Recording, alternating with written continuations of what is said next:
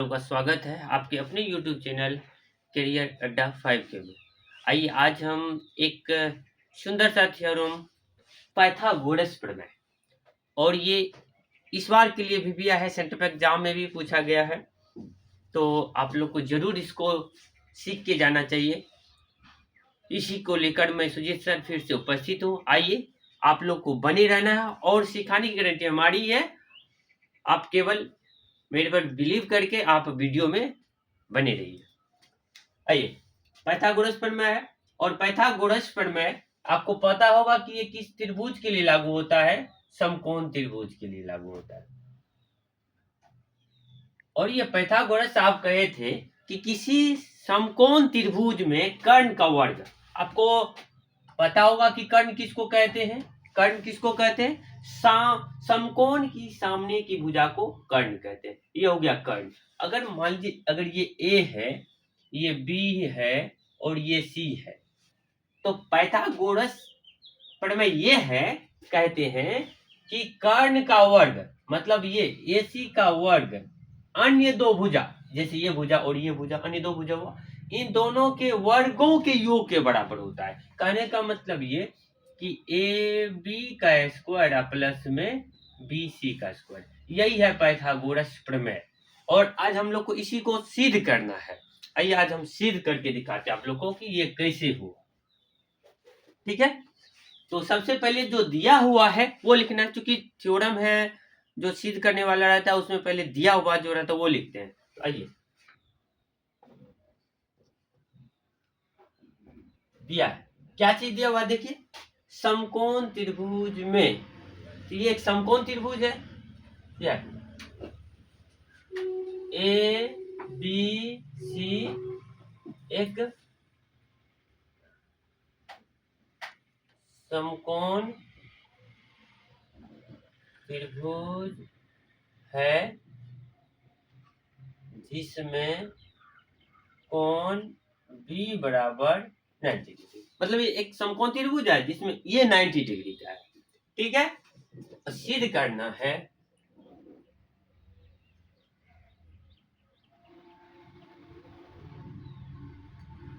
क्या सिद्ध करना है अभी बताए थे, AC का स्क्वायर बराबर AB का स्क्वायर प्लस BC का स्क्वायर, ये चीज सिद्ध करना है। अब एक अलग से एक काम और करना है अपना लोग को, वो है रचना।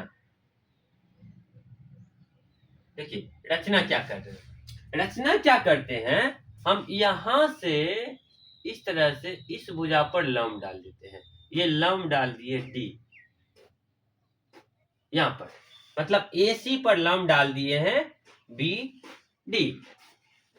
कहने का मतलब क्या, BD लंब डाले हैं AC। अब आप एक चीज देखेंगे कि यहाँ पर दो त्रिभुज बना, एक ये और एक ये। बनाने का तरीका आप यहाँ देखिए कि कैसे हम करते हैं। पहला काम क्या करना है आपको कि ये छोटा वाला त्रिभुज लेना है, ये छोटा वाला और ये बड़ा वाला। छोटा वाला कहे तो नहीं समझ में आया होगा, एक सेकंड थोड़ा सा ड्रॉ करते हैं। ये वाला, ये छोटा वाला और उसके बाद ये बड़ा वाला। इस त्रिभुज का नाम लिखते हैं, त्रिभुज इस तरह से लिखिएगा, समकोण को बीच में रख लीजिएगा, नेमिंग थोड़ा ठीक से करिएगा। ADB एवं त्रिभुज ABC में कैसे लिखे, यहाँ जैसे ये वाला त्रिभुज है छोटा वाला, तो छोटा में समकोण ये है और बड़ा वाला में समकोण यहाँ ये है, तो इसीलिए इधर से छोटा वाला में ऐसे करके लिखे और बड़ा वाला में ऐसे करके लिखे। इन दोनों में आइए, तो इन दोनों में पहला देखिए, छोटा वाला में भी ये A है और बड़ा वाला त्रिभुज लेंगे उसमें भी ये A है। कर क्या रहे, हम समरूप कर रहे हैं, इन दोनों को समरूप करते हैं। तो angle A equal to angle A उभयनिष्ठ है,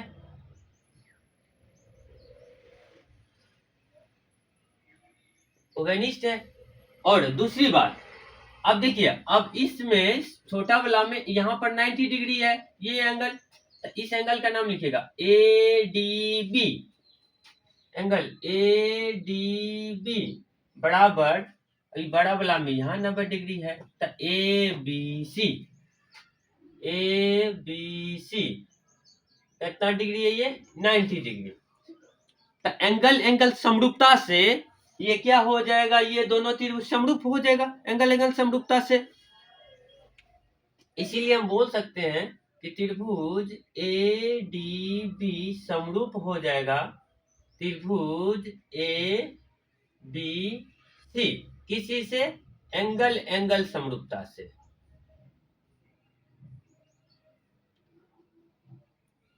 अगर समरूप हो गया तो आपको पता है कि समरूप त्रिभुज के संगत भुजाओं का अनुपात बराबर होता है। तो अब जो है मेन मुद्दा यहाँ है, समझने योग्य बात यहाँ पर है कि भुजाओं का रेशियो कैसे ले, किस भुजा का रेशियो बनाए, ये चीज कौन भुजा ले कौन सा नहीं ले, यहाँ जरूरी है। अब देखिए, अब जो सिद्ध करने वाला है, तो इसमें देखिए AC है, AB है, BC है, हमको कहीं भी BD का जरूरत नहीं पड़ा है। पहले इसी तरह से एक छोटा वाला त्रिभुज बना देते हैं, भुजाओं का रेशियो लेने में आपको आसान होगा। देखिए, जैसे इस त्रिभुज का नाम लिखते हैं A, समकोण यहाँ बना है ना, इसमें यहाँ बना है तो यहाँ लिखते हैं D, यहाँ लिख देते हैं B। आइए एक बड़ा वाला यहाँ बना लेते हैं, ए के सामने, क्योंकि दोनों तो इक्वल था, देखिए दोनों इक्वल था, तो ए के सामने ए रखे। ये छोटा वाला में डी है समकोण, अब बड़ा वाला में बी है समकोण, ठीक है। और इसके बाद यहाँ बचा सी, तो सी दे दीजिए। अब आइए भुजा का रेशियो कैसे लेते हैं। तो आपको सबसे पहले क्या छांटना है, हमको बी डी की जरूरत नहीं है, तो बी डी की जरूरत नहीं है तो इस भुजा को छांट दीजिए, इसका जरूरत नहीं है। तो इसका संगत भुजा ये भी था, ये भी छट जाएगा, ये भी खत्म। अब बचाइए, तो हम लिखते हैं ए डी बट्टे ए बी बराबर, अब इधर से ए बी बट्टे ए सी। समझ में आया क्या क्या सब किए, इस भुजा का रेशियो इसके साथ और इस भुजा का रेशियो इसके साथ। अब क्या करिएगा, देखिए क्रॉस मल्टीप्लीकेशन, तो इन दोनों को गुना करिएगा तो क्या लिखिएगा, ए बी का स्क्वायर बराबर में ए सी या गुना में ए डी। इसको समीकरण 1 कर लेते हैं। क्या यहां तक समझ में आया? अगर यहां तक समझ में आया है तो सेम उसी तरह से जितना काम यहां किए हैं उसी तरह से फिर से एक स्टेप जाएंगे और अपना लोग का काम हो जाएगा। आइए देखिए कैसे कर रहे हैं।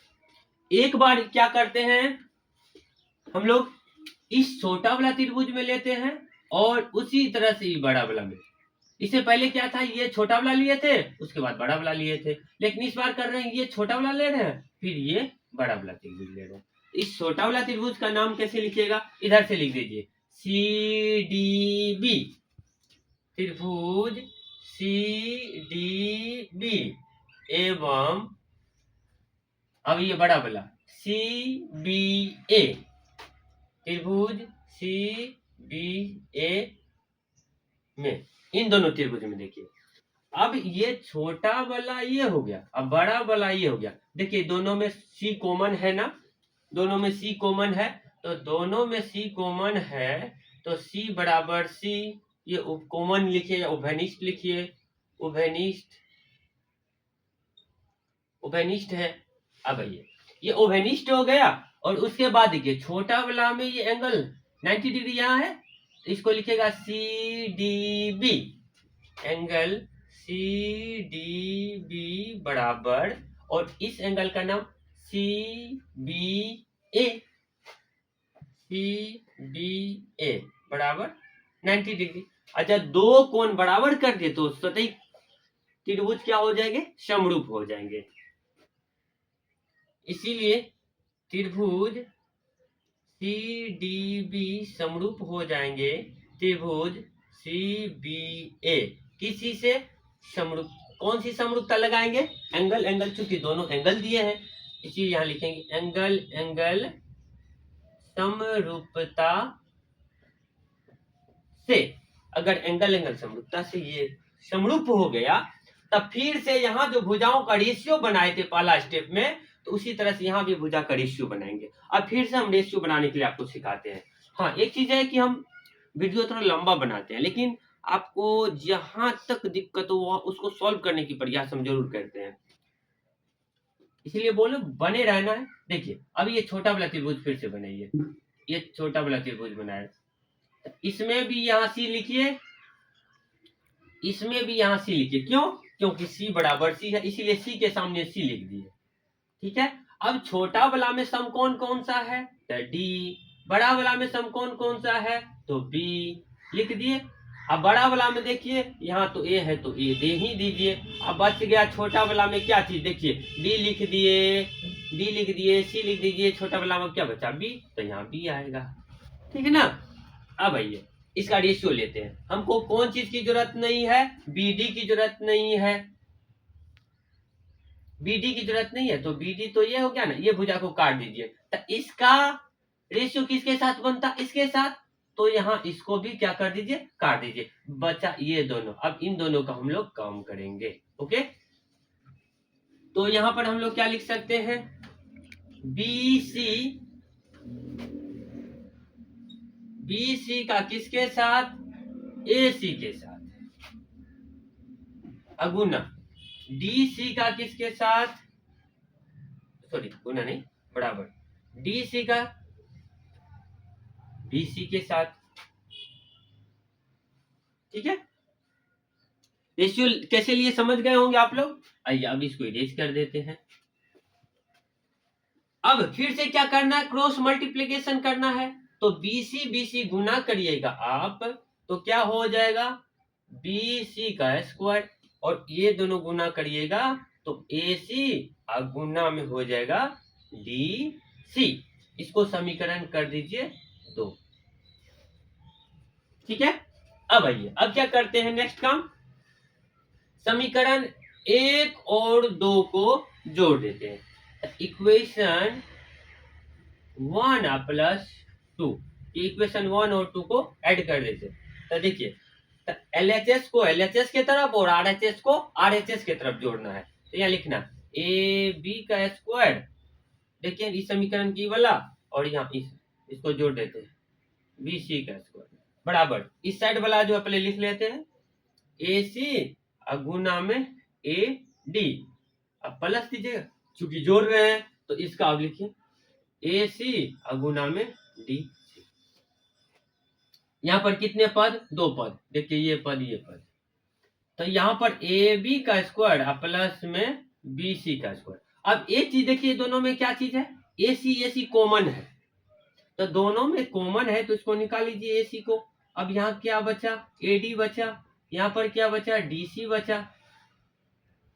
तो AB का स्क्वायर प्लस में BC का स्क्वायर बराबर AC गुना AD। देखिए AD कहाँ है? देखिए AD प्लस में DC। अगर इन दोनों को जोड़ देते हैं आप तो क्या बन जाता है? AC बन जाता है। ओके, तो देखिए AB का स्क्वायर प्लस BC का स्क्वायर बराबर में क्या हो जाएगा? AC का स्क्वायर, या इसी को ऐसे लिख दीजिए। बस प्रूफ भी तो यही करना था, तो यहाँ ये ऐसे करके लिखिए AC स्क्वायर बराबर AB का स्क्वायर प्लस में BC का स्क्वायर। यही प्रूव करना था। अगर आपको समझ में आया है तो कमेंट्स बॉक्स में अपने सुजीत सर के लिए एक प्यारा सा संदेश भेज दें, और अगर चैनल को सब्सक्राइब नहीं किए हैं तो चैनल को सब्सक्राइब कर दें। अगर आप स्क्रीनशॉट लेना चाहें तो ले सकते हैं।